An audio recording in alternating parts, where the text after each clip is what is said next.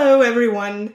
Today I'm going to talk about my process for making paper cutting art laminated bookmark, such as these ones. I've been making that particular format for about 5 to 6 months now. I really enjoy making them, people seem to like them, they're definitely what I sell the most at markets and conventions. So today I thought it'd be interesting to talk about my entire process for making one. To walk you through the whole process, I'm going to be using my bookmarker Verso as an example. That's Verso, the character from Clair Obscur Expedition 33. To start with, you have to make the design.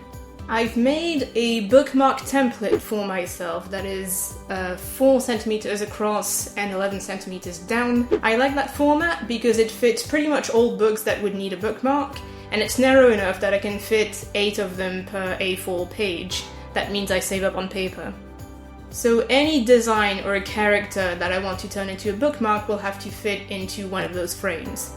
So when it comes to characters, I like to pick a pose for the character that is familiar or well known within the fan base at least, because they'll end up as silhouettes with not any colors. So it's important to pick a pose that people who know the characters would recognize. In Verso's case, I chose to replicate that particular pose because it's one of his most iconic moments, let's say, and a fan of the game would instantly recognize it, so anything that helps the character be recognizable is up for grabs. After I'm done drawing the line out, what I do is that I flip it and then I make the lines as thin and as light as I can possibly make them. Now, normally, for any other kind of paper cutting, what you would do is do your line out, flip the piece, print it as is, and then work essentially on the back of the piece. Because when you're cutting, even if you're cutting on top of the lines, there's always going to be a bit of bleed through, let's say, or some of the lines are still going to be visible. So once you're done cutting, you flip the piece, the lines are invisible, and the piece looks much cleaner as a result. But in the case of my bookmarks, I can't really do that because, well, they're see-through. They don't have a front and back, so I can't hide the lines at the back. So instead, what I need to do is make the lines as invisible as I can while still being able to see them when I'm cutting them. Here are my characters all printed out. Like I said, never waste paper. I never print unless I've got 8 so that I can fill the page. I use paper with thickness of 130 GSM usually. I found that's a sweet spot between paper that is sturdy enough that it won't like break or crease when you're cutting, but not so thick that I ruin my hand when I'm working for several hours. I normally cut out all 8 at once, but it takes a bit longer, so for the sake of the video, let's just do Verso for now.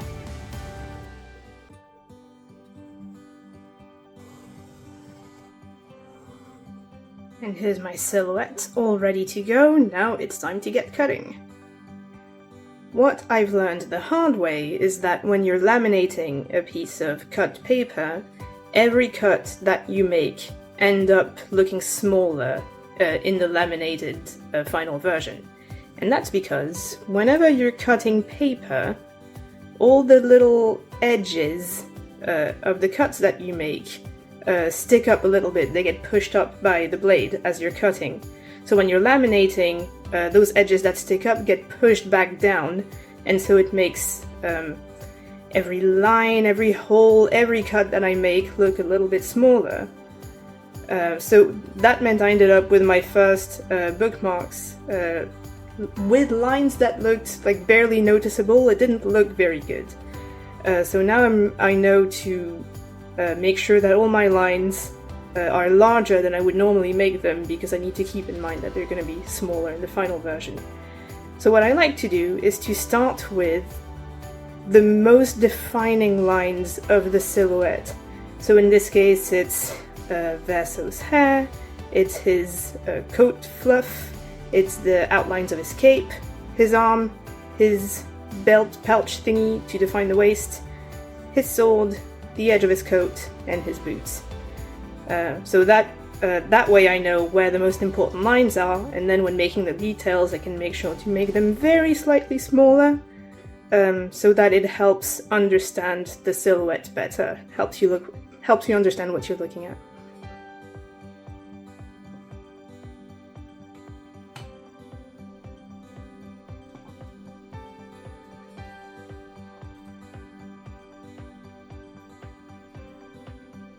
Okay, now I've cut all the details and everything inside the silhouette, so now time to cut the outside of the silhouette.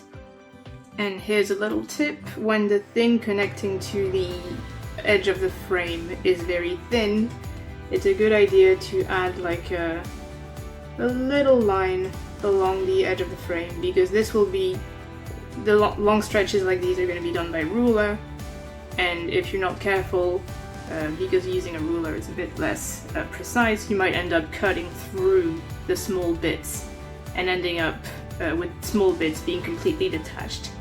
Very sad when that happens, so having a little safety cut in front of it prevents that.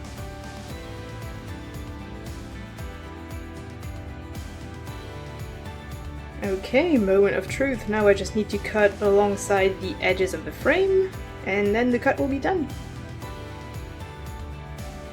Very mindful of my thinner pieces. Here it is. See what I mean? It's really hard to see where the edge of the paper is. That's why we cut little safety strips. Safety cuts.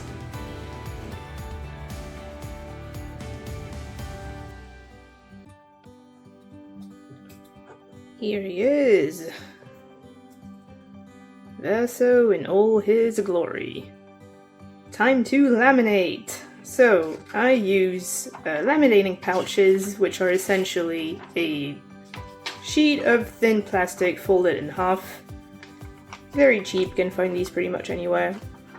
And you just want to place your thing very carefully, make sure it doesn't have any like extra dust or anything. Same on this, which should be fine because I just opened it. I normally do these in A4 batches, but just for the sake of the video, let's make a smaller one, but still, let's not waste plastic, so I'm adding another one that I've made recently. There we go. You want to flatten the pouch as much as possible to avoid air bubbles, so you can use this, whose name I don't even know, it came with my pre-cut, or you can use a credit card, which is what I used before, but wrap it in like a cloth or something beforehand, or it might leave little score lines on the plastic and make it look a bit messy. So what I do is I hold down from where the fold is, so not the other way around, and I just press down hard and smooth out as much as I can. Like, you can't really tell a difference when you're doing this, but trust me, it really helps in the long run. And what I've learned is you need to do this more than you think you should, because the more you flatten this, the cleaner the laminated version is going to look. I put my laminator on hot instead of cold because it makes the paper adhere more, and luckily it's not too hot. It's not hot enough to damage the paper. The light ready turned green, that means it's ready to go, believe it or not. And now you feed it the pouch from the folds, not from the bit that opens, very important. And I don't actually know if it helps to do it from a flat surface. I don't know, this might be me being paranoid, but it makes me feel safer, less likely to avoid bubbles. Push it through slowly until it grabs it and processes it.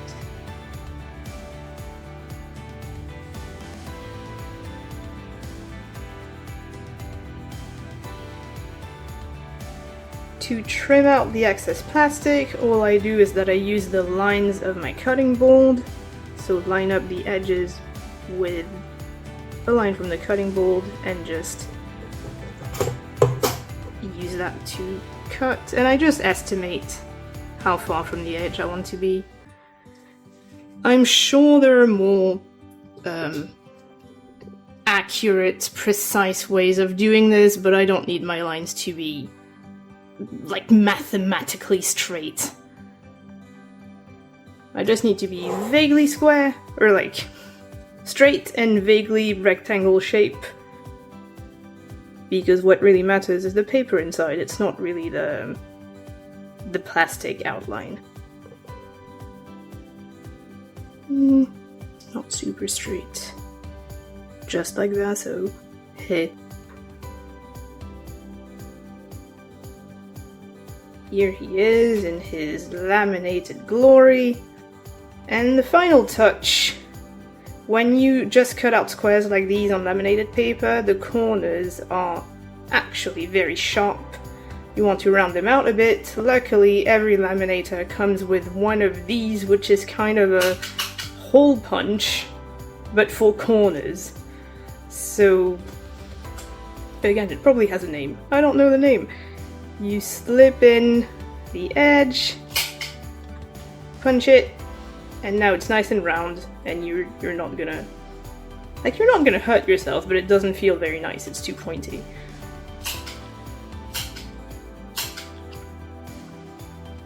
And that's it. Here's the finished bookmark.